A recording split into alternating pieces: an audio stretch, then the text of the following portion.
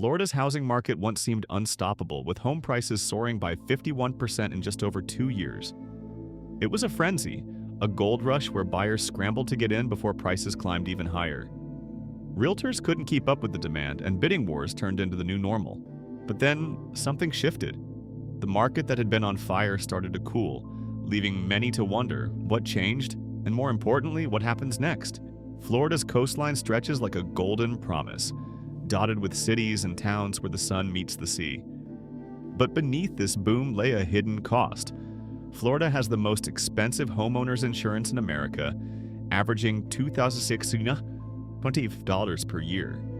And if you live in those high-risk areas along the shore, you could be paying $10,000 to $12,000 annually just to protect your home. That's not just a bill, it's a warning. The paradise comes with a price, and for many it's getting harder to afford.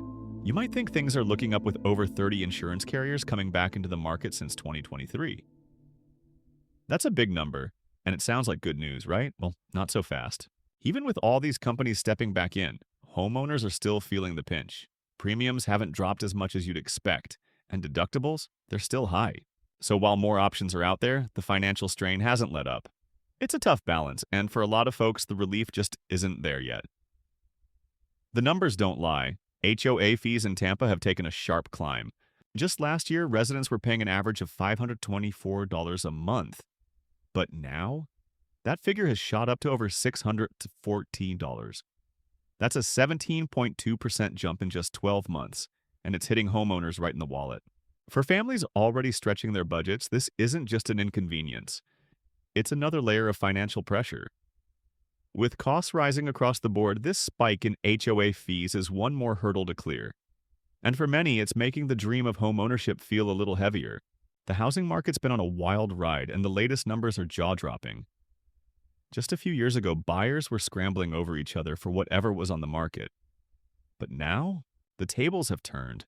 The market's inventory has exploded by 375% since early 2022, with 132,190 homes for sale as of early 2025.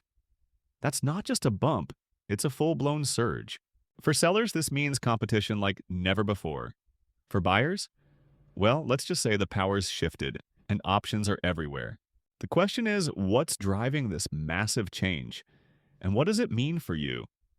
Homes that were once up for sale are disappearing from listings faster than ever. Sellers are taking a stand, refusing to let their properties go for anything less than what they believe they're worth. It's a bold move, but it sends a clear message. The market isn't what it used to be. Buyers might be hoping for a bargain, but sellers aren't biting. Instead, they're pulling their homes off the market, waiting for better days. This isn't just a trend, it's a shift. The balance of power is tilting, and everyone's watching to see what happens next. Median closed prices in Florida sit at $48,850 in the third quarter of 2025, down slightly from 2024. It's a small drop, but it tells a bigger story about where the market's headed. After years of steady growth, we're seeing a shift, a cooling off that's been a long time coming. Buyers are feeling the pinch, and sellers are adjusting their expectations. It's not a crash, not yet, but it's a clear sign that the boom days might be behind us. For now, at least, the numbers don't lie. Governor DeSantis stood at the podium, his expression serious as he addressed the crowd. "Look, we've got to be honest here," he began, his voice steady but lacking its usual confidence. "Florida's growth has been fast, too fast maybe, and we haven't managed it as well as we should have."